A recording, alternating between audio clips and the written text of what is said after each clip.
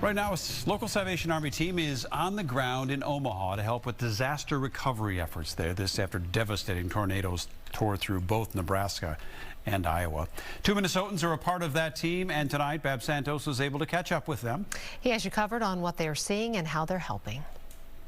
All of their lives have been impacted to a great degree from this, and they're just trying to get their yards cleaned up, their houses cleaned up, and get some sense of normalcy back into their lives, if that's even possible. These photos from Nebraska capture the all-hands-on-deck effort this week as volunteers with the Salvation Army work to get people back on their feet.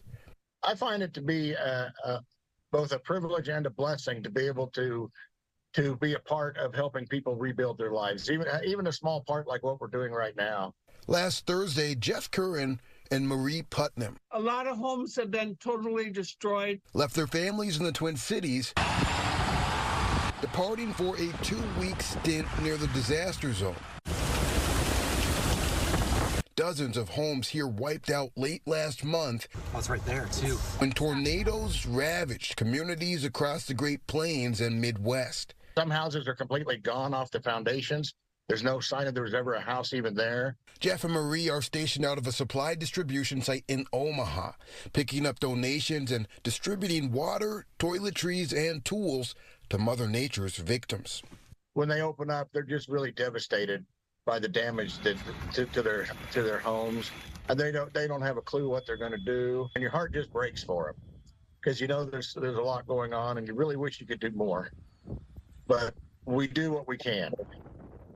We do our part to help these people. Bab Santos, Fox 9.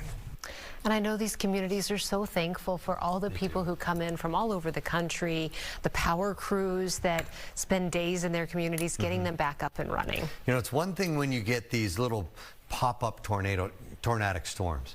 You know, you can drive 30, 60 minutes and get to the regional hardware store, the big box store. When you have a severe weather outbreak and it goes through your county or your part of a state, there's nothing left.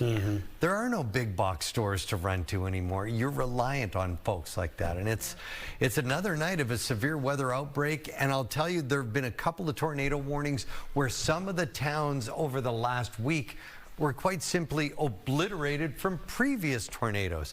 And I mentioned this earlier during the 5, the 6, and the 7 o'clock news. I wanted to show this to let everybody know when we're talking about these outbreaks. This is the severe weather threat this evening, and it's really interesting from a meteorological perspective that all 5 categories from the Storm Prediction Center are represented here in a very small geographic area. The severe weather outbreak will be a band of storms right here that will track off to the east as we roll through tonight.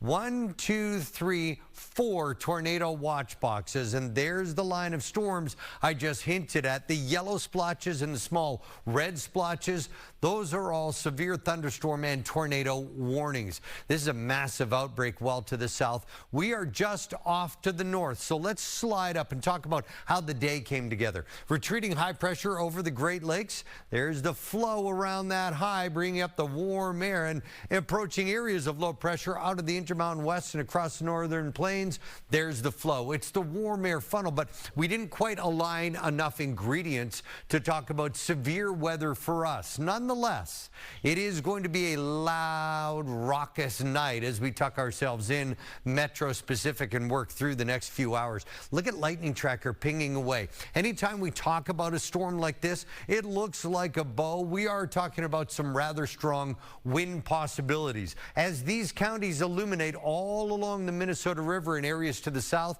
that's a special weather statement. So that's one step below a severe thunderstorm warning. And really what we're talking about here, all along the front edge of these storms, wind gusts at 50 to 60 miles, not quite approaching straight line wind damage, but very strong winds. And with the tracking cone here, it does give you an idea.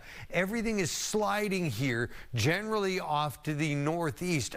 Soon, though, sliding off to the east-northeast, which will bring areas like the metro into the storm zone after midnight tonight. Watch as I move you forward. There's the clock, 9:34. Here come the storms, and right at around midnight and beyond, we pick up the strong winds at 40 to 50 miles per hour.